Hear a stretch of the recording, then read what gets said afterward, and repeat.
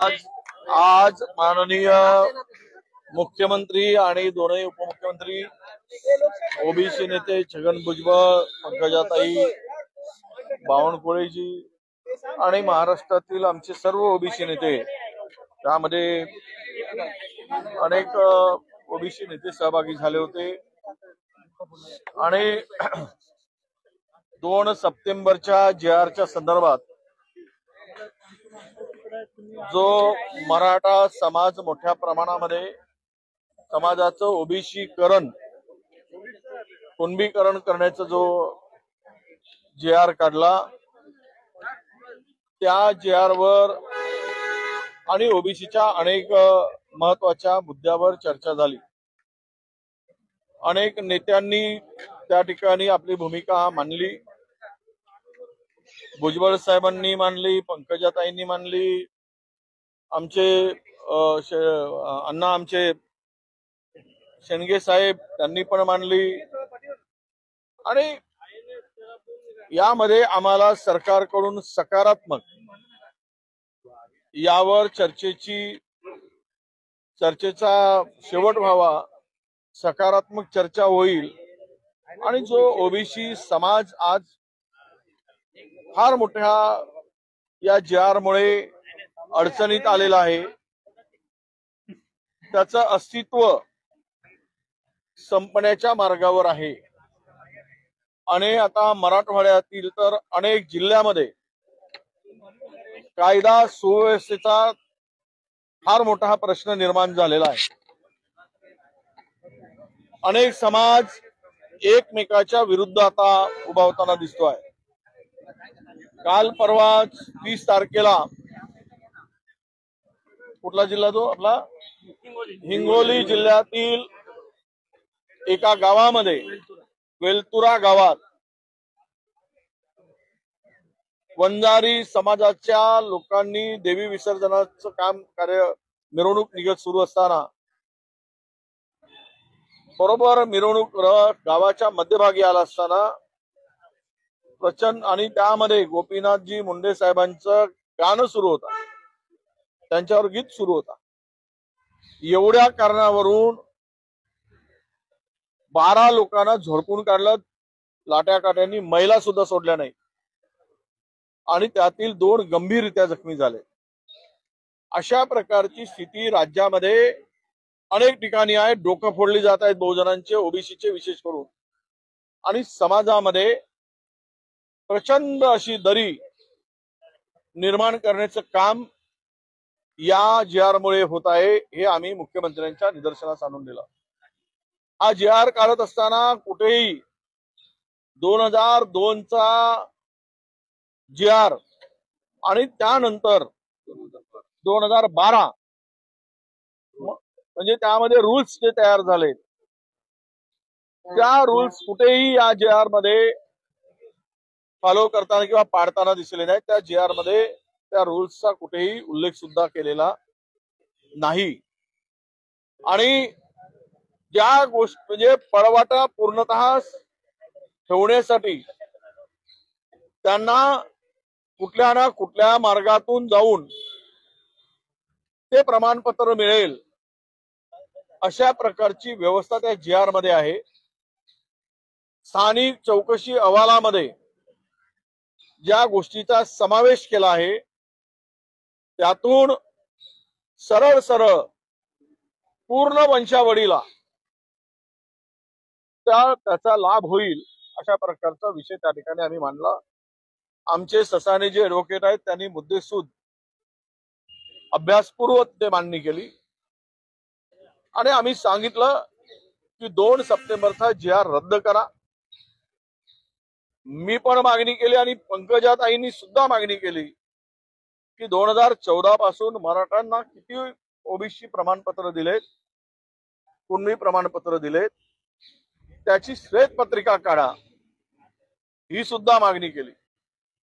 इतर मागण्या भरपूर होत्या, पण आम्ही त्या मागण्यांवर जोर नव्हता, कारण आमच्या हक्काचं संरक्षण पहिले करणं हे आमचं काम होतं।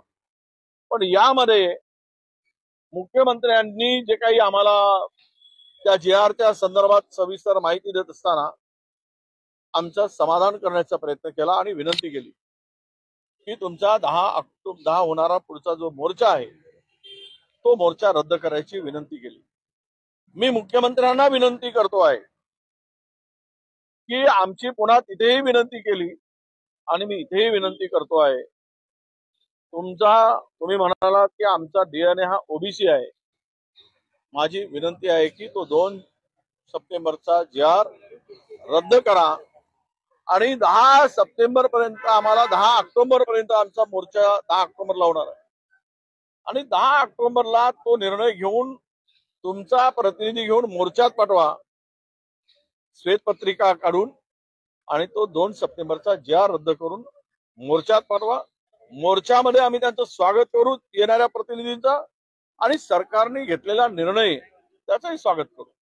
पण आम्ही सर्व सकल ओबीसी महामोर्चानी ठरवलं आहे की 10 ऑक्टोबरचा मोर्चा काढायचा आणि 10 ऑक्टोबरच्या मोर्चामध्ये लोकांच्या मनामध्ये आमच्या ओबीसी बांधवांच्या मनामध्ये जो संताप आहे, जो राग आहे, तो उद्ध्वस्त होताना पाहतोय, त्या सगळ्यामध्ये त्यांनी महाराष्ट्रातील ओबीसी समाज त्या ठिकाणी येणार आहे आणि जर काही मुख्यमंत्र्यांना आणि सरकारला विशेष करून जर वाटत असेल तर त्यांनी तो सकारात्मक निर्णय घ्यावा।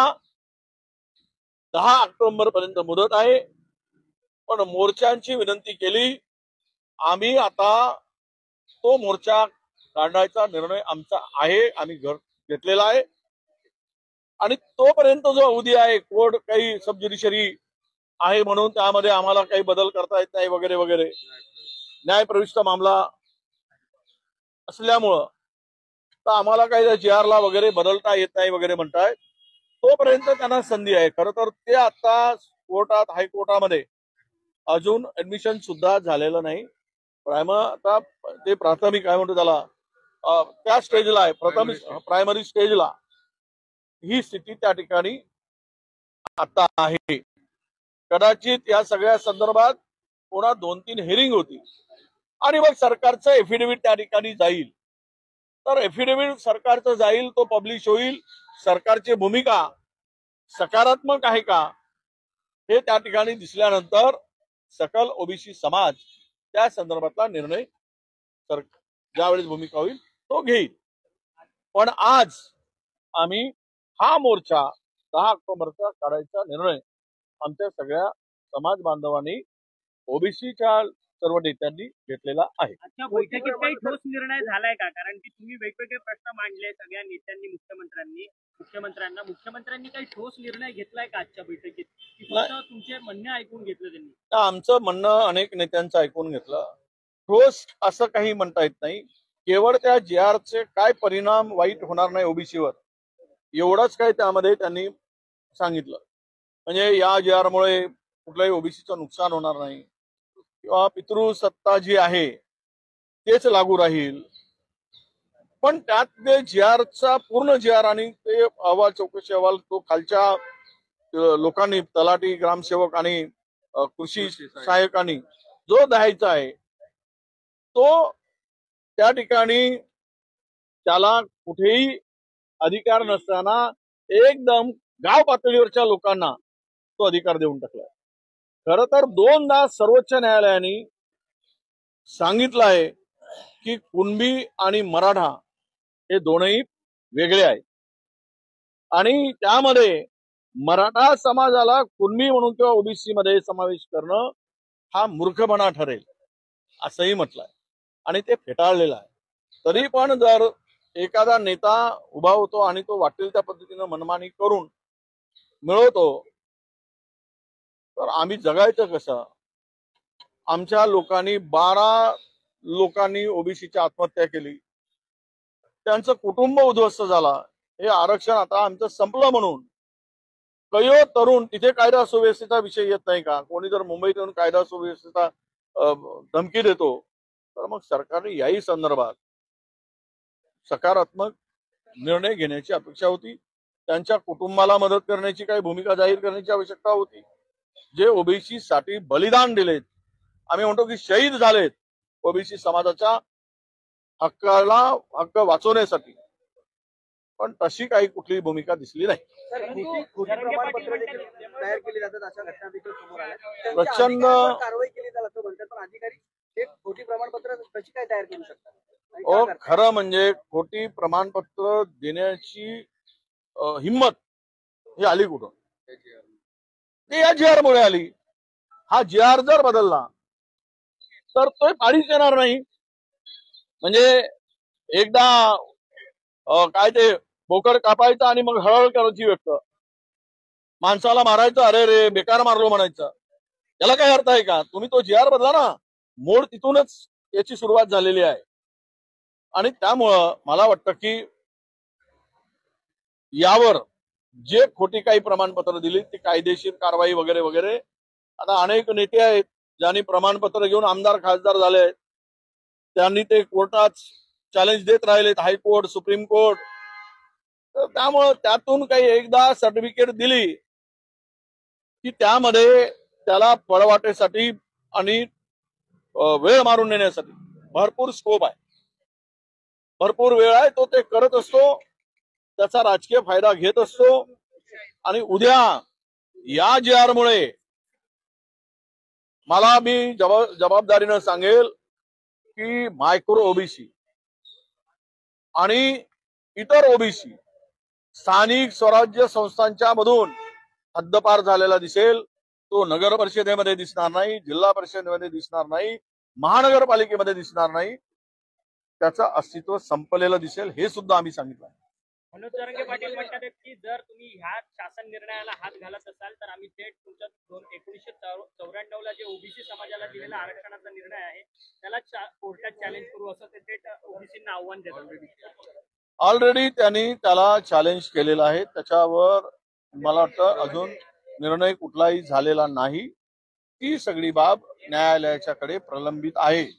परंतु चॅलेंज करण्याची भाषा सातत्यानं दिली जाते आणि जरांगे पाटील असं देखील म्हणतात की जी सारखी आडनावं आहेत त्यांना देखील आता कुणबी प्रमाणपत्र दिलं जावं, अशा पद्धतीची एक वेगळीच मागणी त्यांच्याकडनं होते.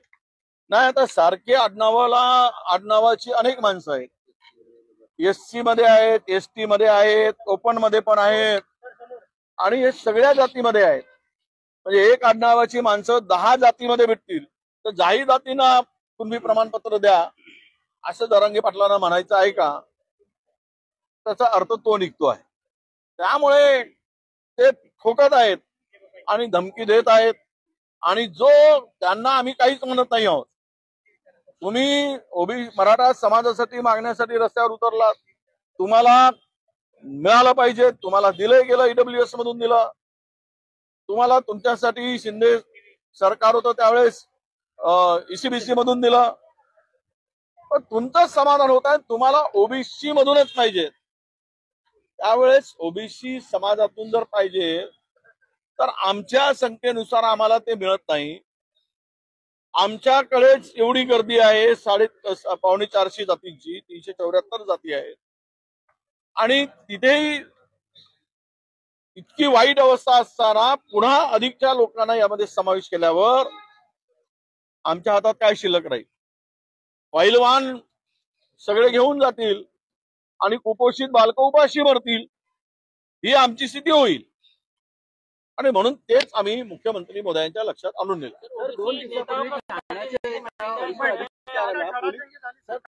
2 दिवसांपूर्वी ठाणे पालिकेच्या उपायुक्तांना 35 लाखांची लाच घेताना अटक करण्यात आली. त्या जागेवर ते होते, ते अतिशय क्लीन गोष्टी समजली जाते. कित्येक कोटींची बोली देखील लागते. छोटा भ्रष्टाचार ठाणा महापालिकेचा असा आरोप होता. ठाणा तर आता भेटला म्हणून ठाणा, नाहीतर सगळीकडेच महाराष्ट्रामध्येच भ्रष्टाचाराला सीमा उरली नाही. कोणाचंही कोणावर बंधन राहिलेलं नाही. तुम भी खाओ हम भी खाएंगे, तुम भी चूप हम भी चूप, असं सगळं चाललेलं आहे. त्यामुळे ते एक प्रकरणावरून काही बोलायची गरज नाही. सगळीकडेच भ्रष्टाचाराची बजबजपुरी झाली आहे.